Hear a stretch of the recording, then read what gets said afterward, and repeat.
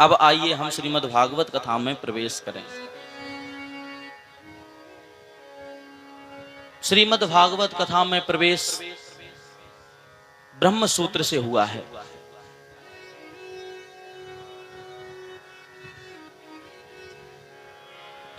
जन्माद्यस्य यतोन्मयादितरतश्च चार्थेषु भिज्ञास्वराट् तेने ब्रह्म हृदय आदि कवये मुह्यन्ति यत् सूरयः।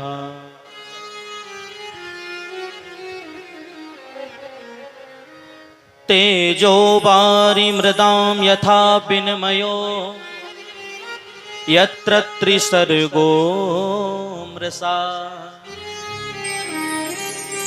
धाम्ना स्वेन सदा निरस्तगुह्यकं सत्यं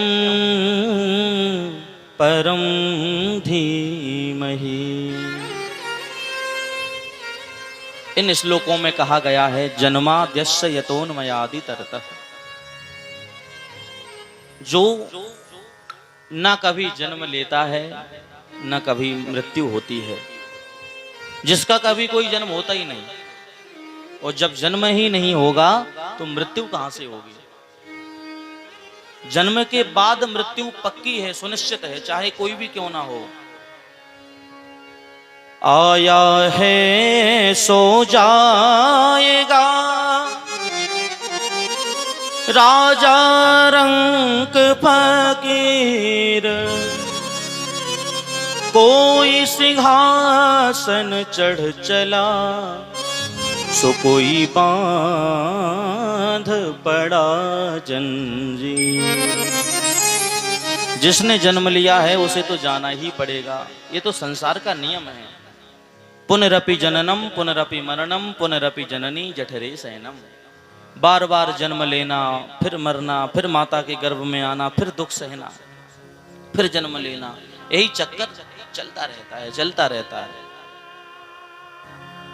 देखो रामचरितमानस में भागवत में थोड़ा सा अंतर है। वैसे दोनों ही परम पवित्र ग्रंथ हैं, पर स्तुति जहां जहां प्रारंभ हुआ है श्री रामचरितमानस का, श्री गोस्वामी तुलसीदास जी महाराज कहते हैं, तो वहां उन्होंने सबसे पहले भगवान शंकर की स्तुति की।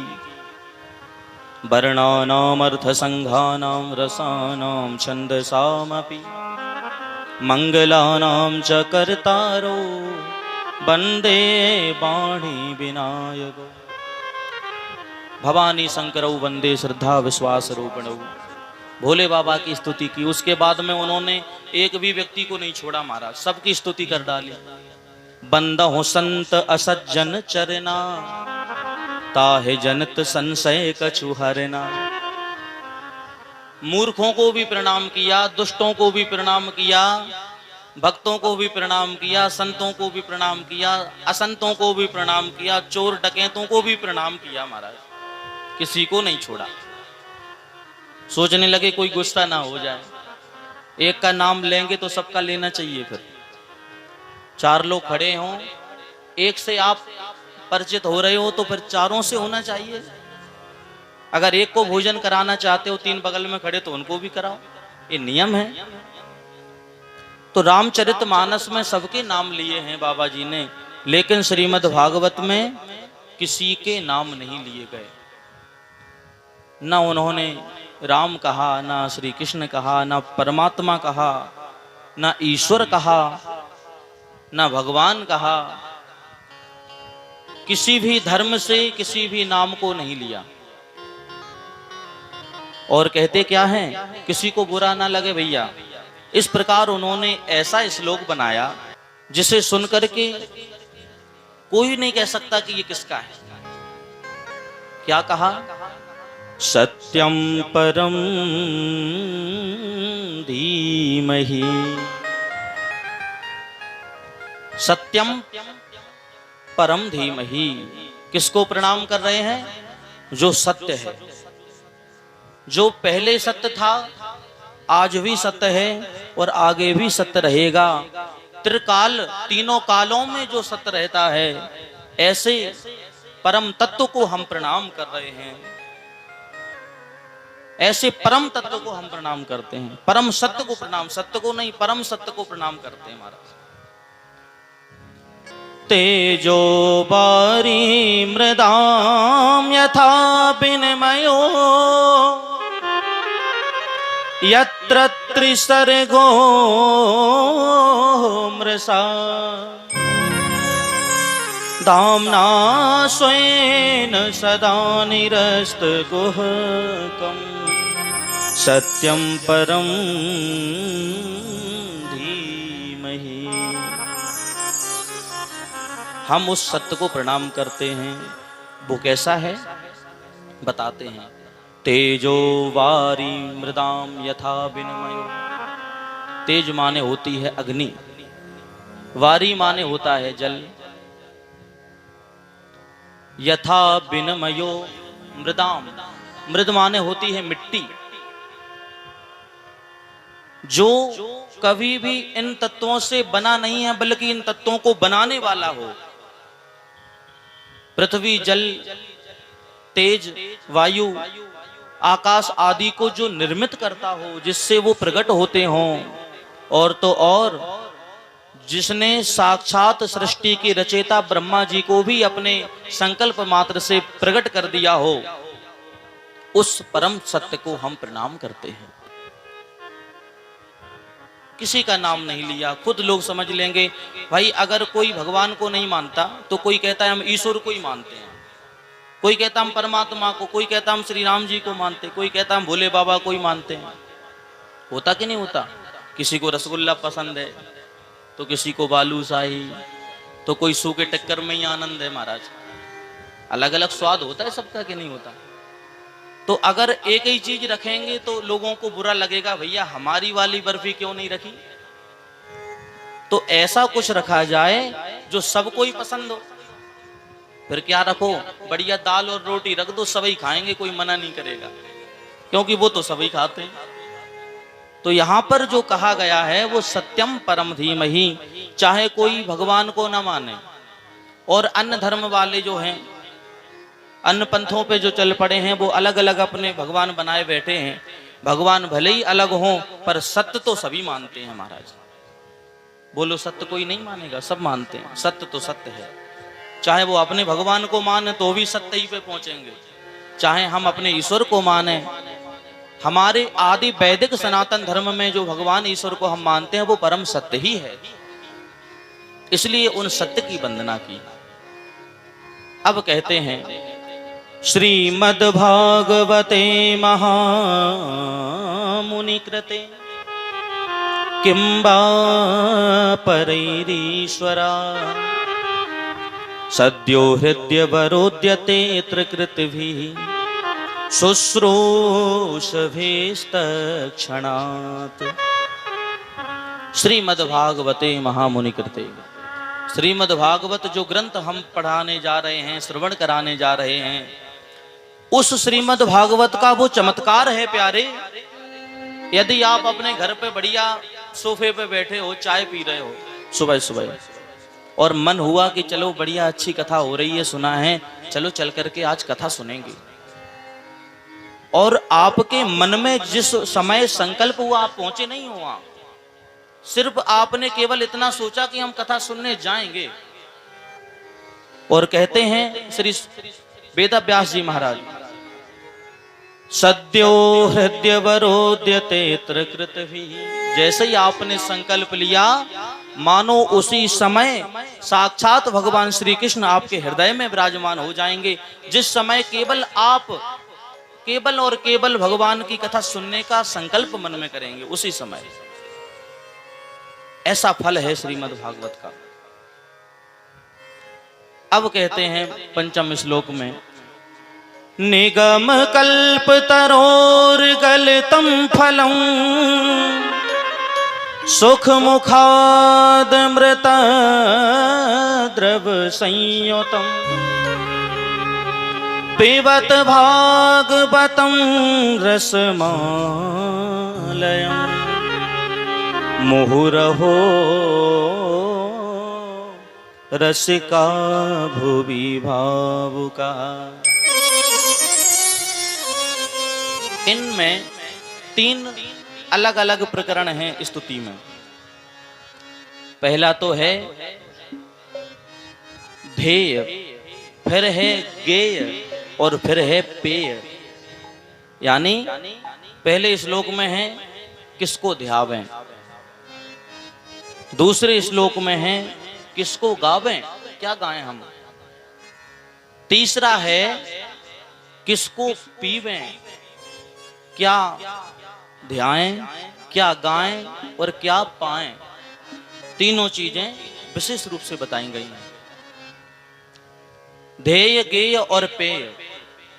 पहले तो कहा है ध्यान किसका करो, सत्यम परम धीमहि, सत्य का ध्यान करना चाहिए।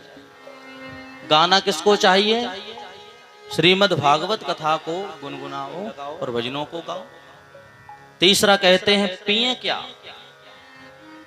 पीने की बात आई तो कहते हैं निगम कल्प तरोर गलितम फलम। श्रीमद् भागवत रूपी जो फल है उसको पियो। किसी ने कहा महाराज अच्छी आप बात कह रहे हो लेकिन थोड़ी गलती हो गई आपसे भी। क्यों? अरे भैया आपने लिख दिया उसमें कि पियो, अब फल कोई ऐसा होता है जो पीने वाला हो, बताओ आप। आम पिया जाता है क्या? ऐसा ही आम ले लो पी जाओगे? नहीं पी पाओगे। कोई भी फल हो ऐसा जो मुझे नाम बताओ कि उसे पीना चाहिए। जूस निकाल के तो पी सकते हैं, ये बात मानी, लेकिन फल तो नहीं पी सकते। और आप तो ये कह ही नहीं रहे हो कि जूस निकालो, आप तो कह रहे हो सीधा पियो। पिबत भागवतम रसमालयम, ये भागवत रूपी फल को पियो। भैया पीना हमने इसीलिए कहा है क्योंकि आम में तो अंदर गुठली होती है और अगर हम उसको पिएंगे तो गले में अटक जाएगी। और किसी में छिलका होता है।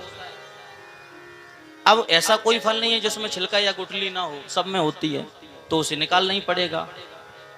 लेकिन श्रीमद् भागवत रूपी जो फल है उसमें कहीं भी किसी भी प्रकार का न तो छिलका है और न गुठली है, तो फिर क्या करें? जैसे बने वैसे बस मिल जाए पियो। अब तो रस ही रस है, रस ही रस भरा है। रसराज स्वयं श्री कृष्ण चंद्र हमारे विराजमान हैं इसमें।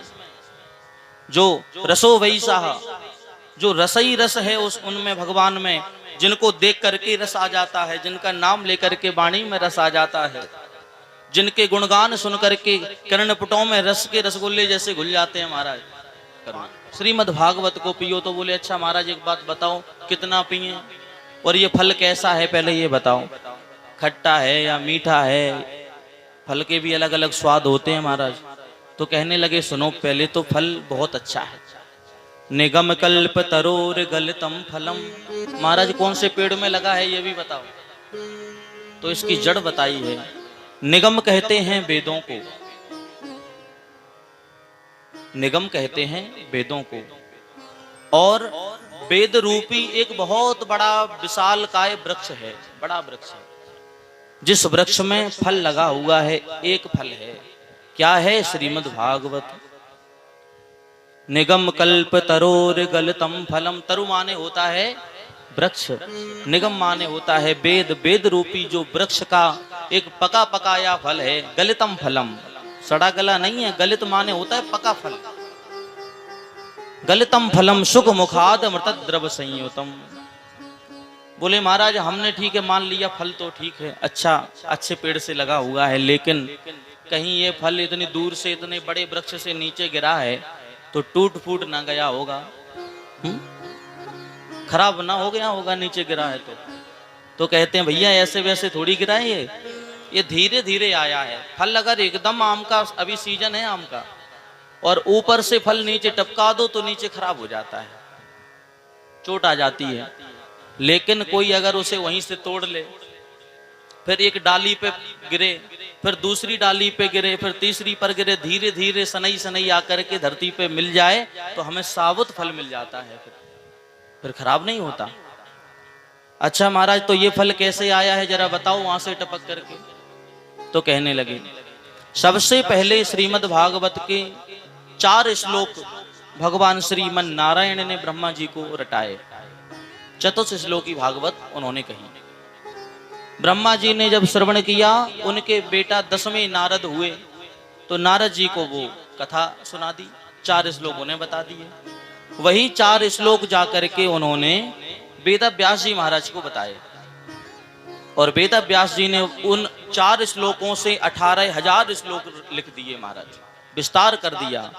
और उन विस्तार से अब ऐसे ही समझो जैसे वर्ण कितने होते हैं, पढ़ने वाले बच्चे लोग सब पढ़ते हैं, लेकिन उन उतने से वर्णों में कितने बड़े बड़े ग्रंथ लिख दिए, कितनी बड़ी बड़ी पुस्तकें लिख जाती हैं। अक्षर तो उतने ही है, ज्यादा तो है नहीं।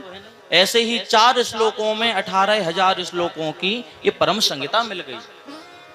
कैसे टपका ये फल?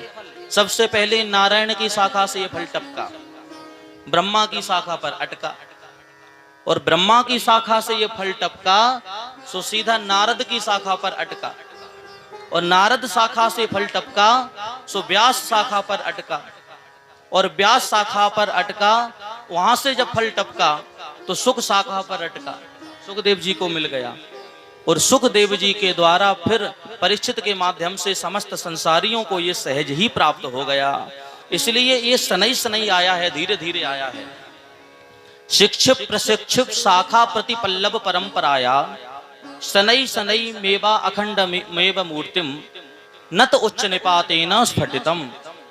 कहते हैं विद्वान जन कि जो फल आया है वो धीरे धीरे आया, इसलिए इसमें चोट नहीं लगी, फटा कटा गला फल नहीं है, बढ़िया सुंदर फल है। अच्छा महाराज तो ठीक है, हम पिएंगे, पर कितना पिए, कब तक पिए?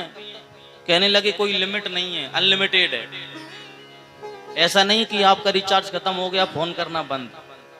यहां तो जितना आपका मन हो उतना पियो, जब तक मन हो उतना पियो। अच्छा महाराज कौन कौन पिए? तो कहते हैं उस फल को मुहुरहो रस का भुवि भाव का। अरे रसकों, अरे भावकों, आओ आओ तुम इस फल को पियो, तुम्हारे लिए हमने सुंदर संहिता बना के तैयार की है, आप इस फल को ग्रहण करो। तो सबको बुरा लगा, महाराज आपने 2 ही को क्यों बुलाया, एक रसिक और एक भावुक, 2 को क्यों बुलाया? आपको तो और लोगों को बुलाना चाहिए, समस्त लोगों को। कहने लगे भैया वैसे तो ये सार्वजनिक प्याऊ है, कोई भी आए पानी पीकर चला जाए, कोई समस्या नहीं, लेकिन पानी भले ही घड़े में अच्छा ठंडा आप रखे हुए हो, और कोई बाबूजी उतरे स्टेशन से और आप पानी मटके में निःशुल्क प्याऊ है पिला रहे हो, आओ बाबूजी ठंडा ठंडा मटके का पानी पी जाओ, तो पहले तो बाबूजी देखेंगे ही नहीं, और अगर देख भी लिया तो आएंगे नहीं, और आ भी गए तो फिर प्रश्न ही इतने करेंगे कि पिलाने वाले का ही माथा गर्म हो जाएगा महाराज। क्यों? पानी तो पिला रहे हो, ये छान के भरते हो कि नहीं मटका, रोज धुलते हो इसे या नहीं? हाँ हाँ बाबूजी बढ़िया छान के भरते हैं और खूब धुल करके भरते हैं, साफ है पानी, बढ़िया मीठा जल है। अच्छा अच्छा, कहीं ज्यादा ठंडा तो नहीं हमारा गला खराब हो जाए? इतने प्रश्न करेगा कि जो पिलाने वाला होगा वही हाथ जोड़ लेगा, बाबूजी यहां से आप चले ही जाओ, नहीं तो हम जाते हैं फिर मटका लेके। क्योंकि उन बाबूजी को प्यास नहीं लगी। और समझो वही बाबूजी कहीं आपके रेगिस्तान में पड़ गए होते, जहां कोसों तक पानी ना दिख रहा होता, और बाबूजी को भयंकर प्यास लग रही होती, और कोई वैसे में कहता आओ बाबूजी पानी पियोगे, तो उन्हें फुर्सत होती पूछने की कि छान के भरते हो, मीठा है कि आप कहाँ से लाते हो, छान के भरते हो या कुएं का है या तालाब का है या नाली का है, कुछ नहीं पूछते। आपको उस समय केवल यही लगता कि पानी मिले जैसा भी हो, क्योंकि उसे प्यास है, और जिसे प्यास होती है वो जल ग्रहण करता ही है।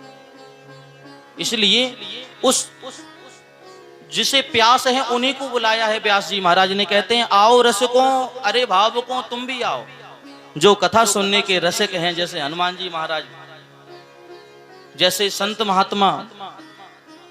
और यहाँ तो हमें फिर भी ये बात तो पक्की लग रही है महाराज कि यहाँ भी बड़े रसिक हैं सब लोग। हाँ हमने हर जगह देखा है। हम महाराज जी से बात कर रहे थे कि यहाँ पर हमने ये देखा है कि माताओं से ज्यादा भैया लोग आ रहे हैं देव कथा सुनने। ये कहीं कहीं देखने को मिलता है। इसका सीधा सीधा तात्पर्य यही है कि आप लोग कथा सुनने के रसिक हो, और जहां रसिक होते हैं वहीं तो कथा का आनंद ही अलग होता है महाराज। बोले श्रीमद् भागवत भगवान की जय। यहाँ सौनकादिक 88,000 ऋषियों ने सूत जी महाराज से 6 प्रश्न कर दिए। हे महाराज, कि शास्त्र तो बहुत हैं, पर कौन सा शास्त्र पढ़ा जाए, कौन सा नहीं पढ़ा जाए, कौन सी बात मानी जाए, कौन नहीं मानी जाए, ये बताइए। दूसरी बात कहते हैं कि घोर कलयुग में महाराज सबकी बुद्धि बिगड़ी हुई है। बुद्धि खराब है, किसी के धन के चक्कर में, किसी के बल के चक्कर में, सब परेशान है महाराज। आए दिन लोग आत्महत्या तक करने को तुले हैं। इन कलयुग के कंसित प्राणियों का कल्याण कैसे हो महाराज, ये बताने की कृपा करें। तीसरा प्रश्न करते हैं, अगर भ्रकुटी मात्र से, महाराज आपने बोला था भगवान अगर टेढ़ी सी थोड़ी सी गर्दन ही कर दें तो पूरा संसार ही प्रलय हो जाए, तो यदि ऐसा होता है तो फिर भगवान को अवतार लेने की आवश्यकता क्या पड़ी? भगवान ने फिर अवतार क्यों लिया? और यदि अवतार लिए हैं तो चौथा प्रश्न मेरा यह है कि कितने अवतार हुए हैं भगवान के? पांचवा प्रश्न करते हैं, अवतार लेके जो चरित्र किए हैं उन चरित्रों को विस्तार से बताइए मुझे। और छठा प्रश्न करते हैं श्री सौनकादिक ऋषि महाराज, जब भगवान धर्म की स्थापना करके गोलोक या परम धाम को चले जाते हैं तो धर्मः किम शरणम गतः, धर्म किसकी शरण में जाता है प्यारे, ये बताइए।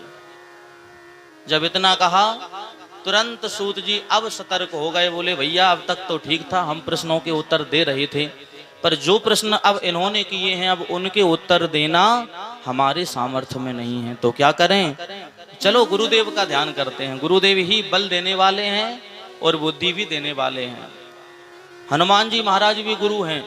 श्री गुरु चरण सरोज रज निज मन मुकुर सुधार, बरनौ रघुबर बिमल जस जो दायक फल चार, बुद्धिहीन तनु जान के सुमिरहो पवन कुमार, बल बुद्धि विद्या देहो मोहि, हरहु कलेश विकार। गुरु जो होते हैं वो बड़े ही ज्ञानी होते हैं, बड़े ही बुद्धि के दाता होते हैं। तो गुरुदेव का ध्यान करें तभी हम में वो सामर्थ्य आएगा जो भगवान के गुणों को हम बखान कर सकें। बांके बिहारी का चरित्र वर्णन करना सहज नहीं है महाराज। हम अपनी ही बताते हैं आपको। मंच से नीचे जब होते हैं तो हमें पता नहीं रहता हम क्या बोलेंगे, जाके कुछ पता नहीं रहता, पर यहाँ जब आते हैं तो बांके बिहारी की वो कृपा होती है, पता ही नहीं चलता 4-5 घंटे कब निकल गए।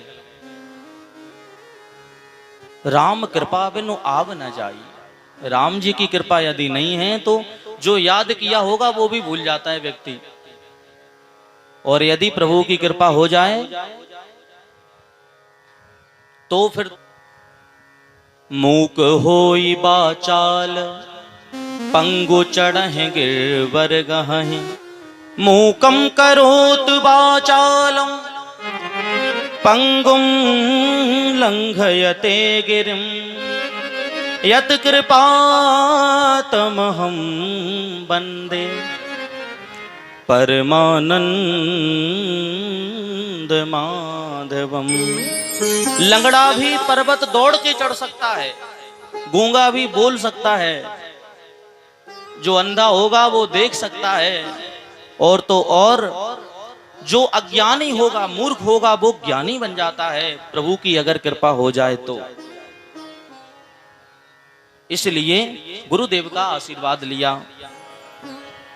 हमारे हैं श्री गुरुदेव हमें किस बात की चिंता हमारे हैं श्री गुरुदेव, हमें किस बात की चिंता।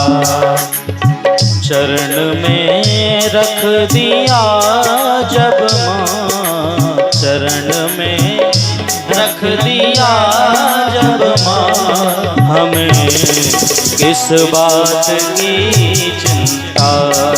शरण में रख दिया जब माँ, हमें किस बात की चिंता।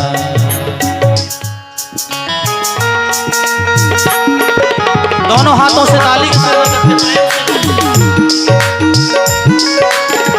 बोलो सद्गुरुदेव भगवान की जय हो।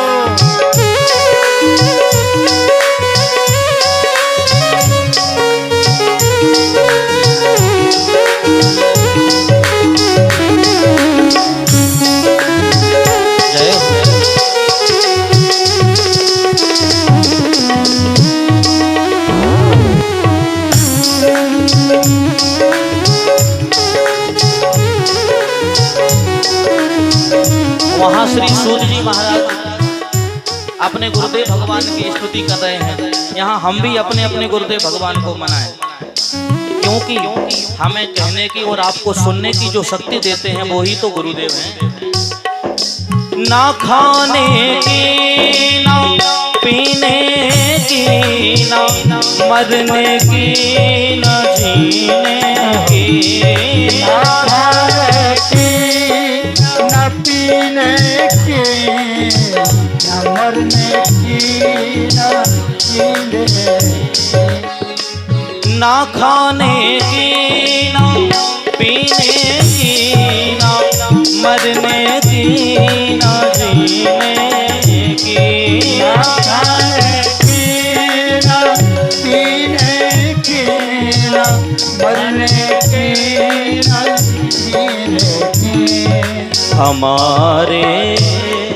हमारे गुरुवर को रहती है मेरे हर बात की चिंता। हमारे गुरुवर को रहती है हर बात की चिंता। हमारे हैं श्री गुरुदेव, हमें किस बात की चिंता। हमारे हैं श्री गुरुदेव, हमें किस बात की चिंता। बोलो सद्गुरुदेव भगवान की जय।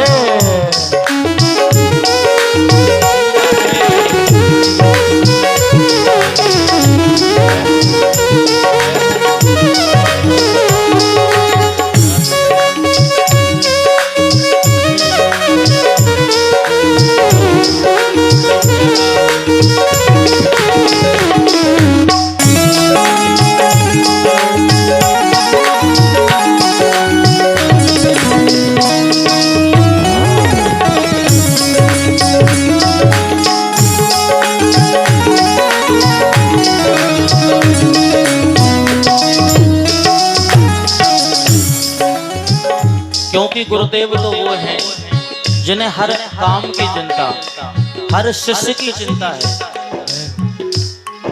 तो हमें फिर क्यों चिंता करना? अरे जब हमारे मालिक दूसरे हैं तो फिर नौकर को क्या चिंता करना? घाटा होगा उनका होगा, नफा होगा तो उनका होगा, हमारा क्या है?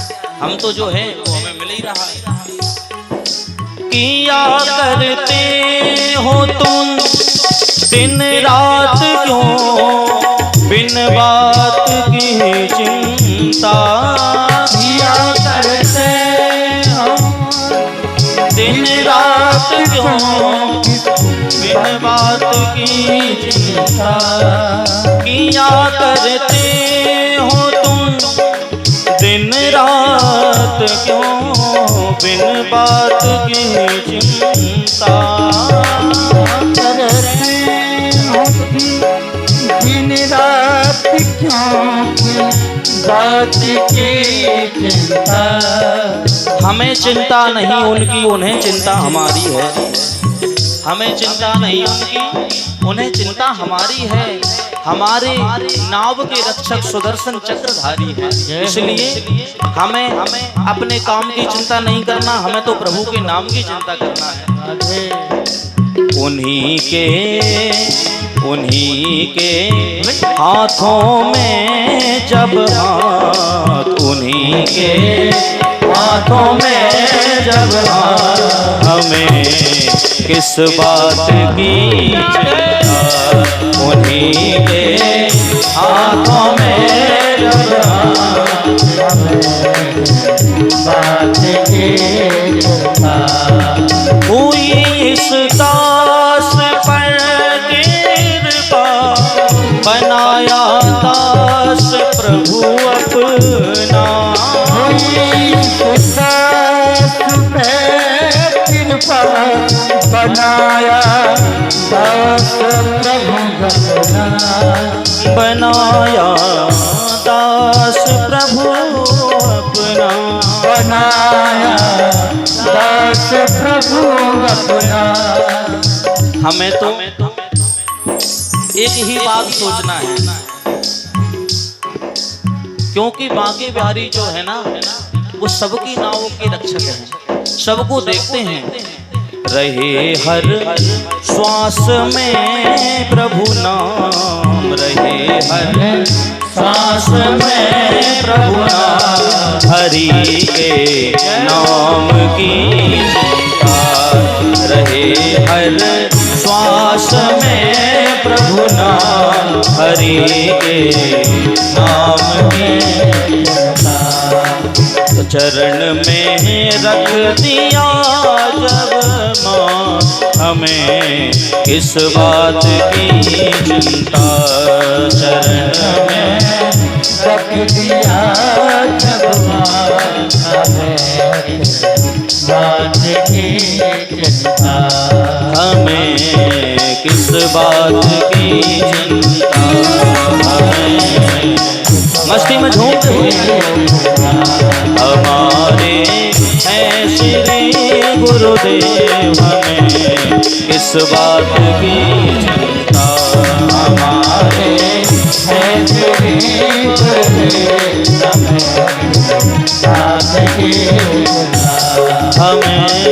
किस बात की चिंता। हमें किस बात की चिंता। हमें किस बात की चिंता। हमें किस बात की चिंता। बोली बांके बिहारी लाल की, सदगुरुदेव भगवान की जय। जय श्री राम। इस प्रकार गुरुदेव भगवान की श्री सूत जी महाराज ने प्रार्थना की। उनके गुरुदेव हैं श्री सुखाचार्य जी महाराज। श्री सूत जी महाराज अपने सुखाचार्य जी परम पूज्य गुरुदेव भगवान का ध्यान करते कहते हैं, यम प्रव्रजंत मनुपेत मपेत कृत्यम, द्वैपायनो बिरह कातर जुहाव। पुत्रेति तन्मयतया तरवो भिनेदु, तम सर्वभूत हृदयं मुनिमानतोऽस्मि। वो गुरुदेव कैसे हैं उनके, यम प्रव्रजंत मनुपेतम अपेत कृत्यम, जो जन्म लेते ही प्रव्रजंत हो गए, चले गए। जन्म लिया, जन्मत ही वो चल पड़े, नरा लपेटे अंग। पीछे से श्री व्यास जी लगे उन्हीं के संग। जैसे ही जन्म हुआ तुरंत खड़े हुए महाराज और चल पड़े, जिनका कोई संस्कार भी नहीं हुआ, जात कर्म संस्कार नहीं हुआ। और जैसे ही चले, एक ही पुत्र हुआ था बड़े बुढ़ापे में, तो पिताजी पीछे पीछे चले, हे पुत्र हाँ बेटा कहाँ जा रहा है? अरे हमें तो देख बुढ़ापे पे तू ही तो एक मेरा सहारा है, और तू कहाँ जा रहा? अरे मैंने तो बड़ी आशा लगाई थी कि तू होगा तो मेरे पैर दबाएगा, मेरी सेवा करेगा, और तू तो ऐसे ही चल पड़ा। मानो जैसे ही जा रहे थे वहां वृक्षों ने आवाज लगाई, अरे व्यास जी आप तो इतने परम विद्वान हो, ज्ञानी हो, फिर भी आप इन मूर्खों जैसी बातें कर रहे हो, रो रहे हो। पुत्र के मोह में आप भी माया के मोह में बंधन में पड़ गए, क्योंकि आप जैसे विद्वान ही यदि ऐसा करेंगे तो फिर संसारियों का क्या होगा। एक काम करिए, आप अपने धाम लौट जाइए और इनको अपने छोड़ दीजिए अपने हाल पर। अरे हमें तो देखो, हम भी तो वृक्ष हैं और हमारे भी तो पुत्र होते हैं। आपने देखा है वृक्ष जब फल देते हैं तो हम तोड़ के ले आते हैं। तरुवर फल नहीं खात है, नदी न सिंचे नीर, परमारथ के कारण साधुन धरा शरीर।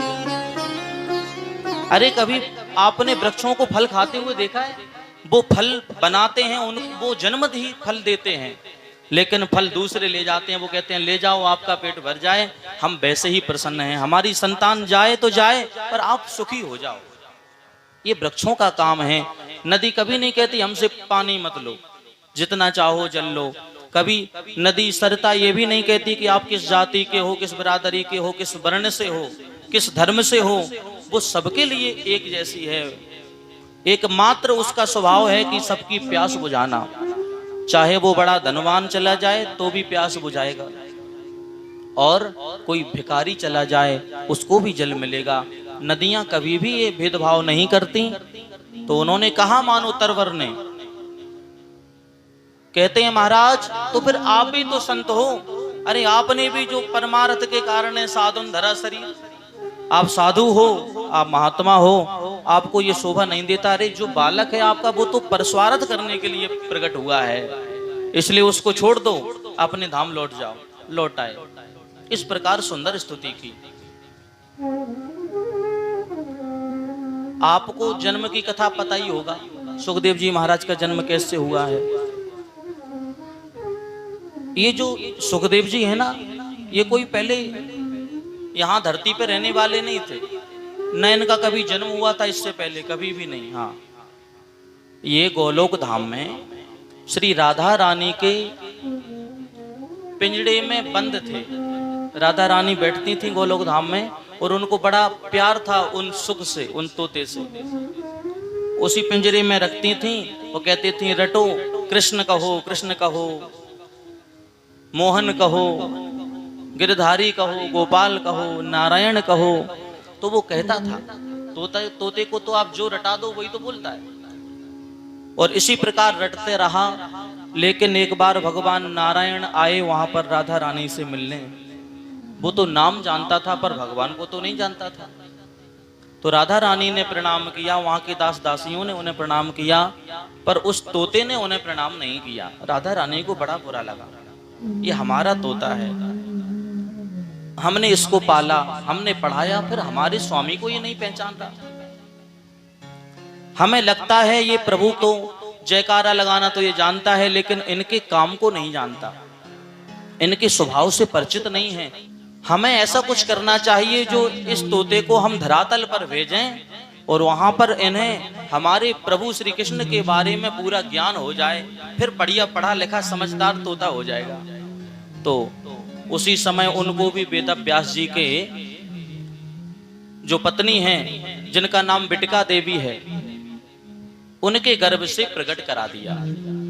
सुखदेव जी के नाम से विख्यात हुए। इनका जो सही नाम है, ओरिजिनल नाम है, वो है ब्रह्मरात। इनका नाम ब्रह्मरात है। और इनका पूरा जन्म हुआ, जन्म लेकर के ये जंगल में चले गए। इस प्रकार अपने गुरुदेव की स्तुति की। बोली सदगुरुदेव भगवान की जय। अब आगे श्री सूत जी महाराज कहते हैं, सौनकादिक ऋषियों, मैं तुम्हें सर्वप्रथम यह बताता हूं कि श्रीमद् भागवत की रचना किस प्रकार हुई। जो ग्रंथ को हम सुनना चाह रहे हैं वो बना कैसे है, कहां से इसका निर्माण हुआ है। हम अगर कोई वस्तु खरीदने मार्केट में जाते हैं तो पहले उसकी जानकारी लेते हैं, नॉलेज करते हैं, ये बनी कहां से है, मेड इन चाइना है, मेड इन इंडिया है, मेड इन जापान है, क्या है। तो ये सब देखते हैं, उसकी जब पूरी जानकारी हमें हो जाती है, डिटेल मालूम पड़ जाती है, तब हम उसको फिर खरीदते हैं। वैसे ही श्रीमद् भागवत के बारे में बताया। एक बार श्री व्यास जी महाराज, जो श्री कृष्ण ही के दूसरे अवतार हैं, श्री कृष्ण द्वैपायन जिनका नाम है, और ऐसे श्री व्यास जी महाराज बैठे हैं सरस्वती नदी के किनारे। कहां? बद्री विशाल के और आगे जाओ, चाइना बॉर्डर पे माना गांव पड़ता है, जो अंतिम गांव है हमारे भारत का। वहां से फिर चीन का बॉर्डर है, माना गांव। और उस माना गांव में ही व्यास गुफा है। व्यास गुफा है, वहां व्यास जी विराजमान है। सामने ही गणेश गुफा है, बगल में सरस्वती नदी बह रही है। सुंदर दृश्य है। वहीं बैठे थे, आंखें बंद हो गईं। थोड़े समय के लिए उन्होंने जैसे ही नेत्र बंद करके देखा, द्वापर का अंत चल रहा था, कलयुग का प्रारंभ होने वाला था। उसी समय उन्होंने ध्यान लगा करके देखा तो कलयुग का जो वातावरण है वो उन्हें दिखाई पड़ा। जैसे ही भविष्य को देखने लगे, सोचने लगे, हे भगवान, इस कलयुग में तो सबके सब मूर्ख होंगे, अल्प बुद्धि होंगे, कल्याण कैसे होगा, पापी हो जाएंगे लोग, इनका कल्याण कैसे हो। ये लोग धर्म को नहीं सुनेंगे, ज्यादा पूजा पाठ करने में मन भी नहीं लगाएंगे, तो इनका कल्याण कैसे हो। उन कलयुग के कंसित प्राणियों का कल्याण किस प्रकार हो, यह सोच करके उन्होंने एक वेद के 4 भाग कर दिए। पहला वेद कौन है? ओम, यही एक वेद था। उनके और 3 भाग किए तो 4 हो गए। चारों के नाम हो गए ऋग, यजु, अथर्व, साम वेद। लेकिन मन नहीं भरा, सोचने लगे ये बड़े कठिन हैं, लोगों को समझ में नहीं आते। वैसे कहा नहीं जाता है, महाराज जी टेढ़ा टेढ़ा रास्ता जाओगे तो परेशान हो जाओगे, सीधा रास्ता चले जाओ तो पहुंच जाओगे। भले ही वो लंबा पड़े, पर मेन जो मार्ग हो उसी को जाना चाहिए, अगर जानते नहीं हो तो, नहीं तो भ्रमित हो जाओगे। तो जो वेदों का मार्ग है प्रभु तक पहुंचने का, वो बड़ा टेढ़ा मार्ग है, पहुंच नहीं पाता व्यक्ति। और हम लोगों की तो बुद्धि ही नहीं है इतनी जो वेदों में हम अंदर पहुंच पाए। क्या करें? उन वेदों के द्वारा पढ़ करके, अध्ययन करके उन्होंने अब की बार में 6 शास्त्रों का निर्माण किया, सांख्य शास्त्र आदि।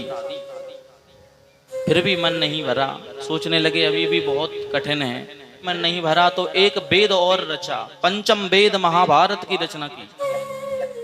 क्योंकि महाभारत का युद्ध हो गया था, विराम हो गया था, द्वापर का अंत होने वाला था। फिर भी मन को संतुष्टि नहीं मिली, तो उन्होंने धीरे धीरे 17 पुराण तक रच डाले। कूर्म पुराण, मत्स्य पुराण, विष्णु पुराण, नारद पुराण, गरुण पुराण आदि आदि उन्होंने सुंदर 17 पुराणों की रचना की, पर फिर भी मन संतुष्ट नहीं है। माताएं बहनें अगर कहीं रसोई में भोजन बना रही हो, आप भोजन बनाते बनाते आपने बढ़िया खीर बनाई, मन में हुआ चलो आज महाराज जी का निमंत्रण है, तो हम ये नहीं कह रहे कि आप हमारा निमंत्रण करो, बस हम तो बता रहे हैं आपको। हाँ, नहीं तो समझो महाराज जी अपने काम बनाने के चक्कर में बैठे हैं ऊपर, बढ़िया खीर मिलेगी पावे को, चकाचक है। आप लोगों का ही तो है, महाराज जी अपना खाते क्या है। भगवान की ऐसी कृपा है कि चकाचक है महाराज। और लोग कहते हैं कि बांके बिहारी की पूजा करने से, उनकी कथा करने से क्या मिलता है, कुछ नहीं धरा। हम कहते हैं कि हम लोगों से अच्छा कोई है ही नहीं। एक बात बताओ, हम श्रीमद् भागवत कथा करने आए, प्रभु की पूजा पाठ करा रहे हैं, जो भक्त हैं, संत हैं, जो भगवान के नाम का चंदन तिलक लगाए हुए बैठे हैं, उनसे आप जाकर के पूछो, उनसे ज्यादा सुखी कोई है ही नहीं। ना उन्हें भोजन की चिंता है, ना लेटने की चिंता है, सब अपने आप हो रही है चकाचक। और कहीं कहीं तो इतना आनंद है महाराज कि मालपुआ रबड़ी से नीचे बात ही नहीं होती, पर हमें तो मीठा ज्यादा पसंद नहीं है तो हम कम खाते हैं। पर भगवान की बड़ी कृपा है। अब अगर आप बढ़िया खीर बना रही हो, क्या बोलते हैं, अब कहाँ बनता है खाना, भोजन कहाँ बनता है, किचन में। हाँ, अब किचन नाम हो गया है, प्रमोशन हो रहा है हर चीज का धीरे धीरे। पहले माता श्री पिताश्री से, फिर हो गए पिता माता, फिर पापा मम्मी, अब तो डैड और मोम। मोम को मोमबत्ती से बुझा दिया पकड़ के, और डैड तो डैड हैं ही बेचारे, उनको कौन पूछने वाला। बड़े अटपटे नाम हैं। तो और उन्हीं का अब ऐसे ऐसे किचन का प्रमोशन हो गया महाराज, देख लो आप। गुरुजी का भी प्रमोशन हो गया। पहले गुरुदेव थे, और गुरुदेव से फिर धीरे धीरे फिर बन गए वो बढ़िया, वहां पर पढ़ाने लगे तो कहने लगे उनको प्राचार्य, अध्यापक। अध्यापक से धीरे धीरे और प्रमोशन हुआ उनका, सो मास्टर, अब टीचर, अलग अलग कैटेगरी हो गई है उनकी भी। ऐसे स्टूडेंट इस समय, और पहले जो होते थे वो विद्यार्थी होते थे, लेकिन अब वो है ही नहीं, प्रमोशन हो गया। ऐसे ही पहले कहते थे रसोई, और रसोई से फिर धीरे धीरे चौका, अब चौका से सीधी किचन, जहां दिन भर किच किच मची हो, हर चीज की छोटी सी किचन, उसी में किच किच, उसका नाम किचन। फ्रिज रखी है, उसमें भी किच किच मची है महाराज, भीतर ही सब मटेरियल उसी में फैल रहा है। आजकल की समस्या यही तो है। लोग कहते हैं महाराज हमारा बच्चा जो है वो बुद्धि का तेज नहीं है, पढ़ाई में मन नहीं लगता। शाम को भोजन बनाया देवी जी ने बढ़िया, अब थोड़ा सा आटा बच गया, गोथा हुआ, तो सोचा चलो फ्रिज में रख दो, सुबह वो जाएंगे ड्यूटी पे, तुरंत दे देंगे, बना के खिला देंगे। आपको ये पता है, अगर बचा हुआ आटा हम अपने घर में सुरक्षित रखते हैं तो उसमें प्रेत वास करता है, भूत प्रेत आदि वास करते हैं, वो पिंड माना जाता है। बचा हुआ आटा अगर रख दीजिए, कुछ समय अकेला छोड़ दीजिए, वहां से हट जाइए, तो वो पिंड माना जाता है, पिंड बन जाता है। और पिंड तो भूत प्रेतों को ही दिए जाते हैं, मनुष्य नहीं खाते। और जब भूत प्रेतों का भोजन हम करेंगे तो फिर हमारी बुद्धि भूत ही जैसी तो होगी, हम कहां से देवता बन जाएंगे बोलो। वही बच्चे खाएंगे। हमारे यहाँ पहले तो ये नियम थे, बूढ़ी मैया बूढ़े दादाजी यहाँ बैठे होंगे, उन्हें पता होगा, हर रोज माताएं सवेरे सवेरे से चक्की चलाती थीं और ताजा आटा लेकर के तब रोटी बनाती थीं। रोज आटा पीसती थीं, रोज, उतने ही जितने में भोजन बन जाए। आटा भी बासा नहीं रखती थीं। और आज फिर भी ठीक है, चलो आटा रख लो, पर कम से कम गुथा हुआ तो ना रखो। भोजन बासा करना ही नहीं चाहिए, ये सिद्धांत है वेदों का। भोजन यदि आप बच्चों को खिलाओगे रात का रखा हुआ, तो बुद्धि उनकी तेज नहीं होगी, बल्कि भ्रष्ट हो जाएगी बुद्धि। कभी भी वो पढ़ने में नहीं, हर चीज में ही डाउन हो जाएंगे। ताजा भोजन बनाइए, बढ़िया सब्जी, तीन तीन दिन पहले बन जाती है सब्जी, और फ्रिज में रखी है, चकाचक चल रही है। अरे बढ़िया रखी है सब्जी, तुरंत खिला रहे हैं पकड़ पकड़ के, बैठाल के, अब बढ़िया स्वाद आ रहा है, लेकिन ये नहीं समझते कि बुद्धि भ्रष्ट हो जाएगी। जैसा खाओगे अन्न वैसा होगा मन। ऐसा काम मत करो जिससे मन बिगड़ जाए, बुद्धि बिगड़ जाए। इसलिए माताओं से निवेदन है कि आप लोग कभी भी ऐसा ना करें। कोई भी जो बचा हुआ भोजन है वो कुत्ते का होता है, कुत्ते को खिला दो बाहर, किसी जानवर को डाल दो जो आवारा घूमते हैं। या अगर बचा है तो कोई गरीब हो सामने आपके, उस गरीब को दे दो, वो अपना कम से कम पेट तो भर लेगा। पर वो भोजन आप करोगे तो क्या आपके यहाँ इतनी कमी है कि आप रात का भोजन सुबह करो? और अगर इतनी गरीबी है तो भोजन इतना बनाती है क्यों हो? जो बचे उतना ही बनाओ, और अगर बचता है तो किसी गरीब को खिला दो, वो भी आपको दुआएं देगा। तो हम कह रहे थे कि रसोई घर में अगर माताएं खीर बना रही हों और मन में अगर एक भाव आ जाए कि आज की खीर तो बहुत ही अच्छी बनी है, तो समझ लो खीर एक नंबर बढ़िया बनी होगी महाराज। बहुत सुंदर खीर बनी होगी, वास्तविक अच्छी बनेगी। और यदि मन में आ जाए कि हमें लगता है खीर में स्वाद नहीं है, कुछ गड़बड़ है, तो खीर में स्वाद आएगा ही नहीं, फिर कोई भी खा ले खीर अच्छी नहीं लगेगी। बनाने वाले को पता चल जाता है कि हमारे द्वारा बनाया हुआ व्यंजन कैसा है। कवि जो होते हैं वो अपनी कल्पना से जो कविताएं रचित करते हैं, रचना करते हैं, उन कवियों को अपनी कविता लिखते लिखते पता चल जाता है कि हमारी कविता कैसी है। मन बता देता है कि कविता अच्छी है, मन बता देता है कविता अच्छी नहीं है। हम मंच पर बैठे हैं, हम कभी कभी कोई भजन गुनगुनाते हैं, कथा आपको सुनाते हैं, तो हम खुद समझ लेते हैं कि इसमें हमारा भाव नहीं बन रहा, तो समझ लो वो भाव बनेगा ही नहीं। और यदि भाव बना है, मन हमारा प्रसन्न है, तो समझ लो आप सबका ही भाव बना है। यही तो है। इसी प्रकार जब कोई भोजन बनाए, स्वाद ना आए और मन प्रसन्न ना हो, तो समझ लो बेकार है। ऐसे ही वेद व्यास जी ने 4 वेद, 6 शास्त्र, पंचम वेद महाभारत, 17 पुराण तक लिख डाले, पर मन को संतोष नहीं मिला। और यही सोच रहे हैं कुछ रह गया है, कुछ छूट गया है, कुछ बाकी है, और ऐसा क्या लिखा जाए, पर बुद्धि काम नहीं कर रही। उसी समय ध्वनि समझ में आई, श्रीमन नारायण नारायण नारायण,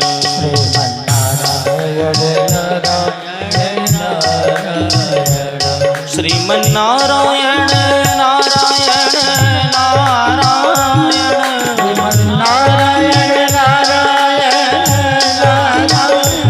श्रीमन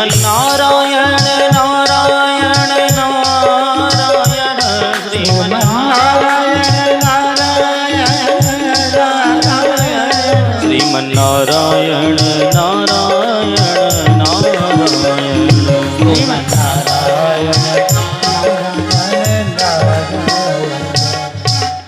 नारायण नारायण करते हुए बीणा पर तान छेड़ते हुए चले आ रहे हैं नारद जी। जी नीचे आए और व्यास जी महाराज को देखा तो मन मुंह लटका हुआ है, चेहरा फूला हुआ है और उदास मना बैठे हैं। कोई भी मन में संतुष्टि नहीं है। ऐसा लगता है मानो कुछ खो दिया है, जो पाते पाते हाथ से चला गया। ऐसा क्या है? तुरंत नारद ने प्रश्न कर दिया, पाराशर्य महाभाग भवतः कच्चिदात्मनः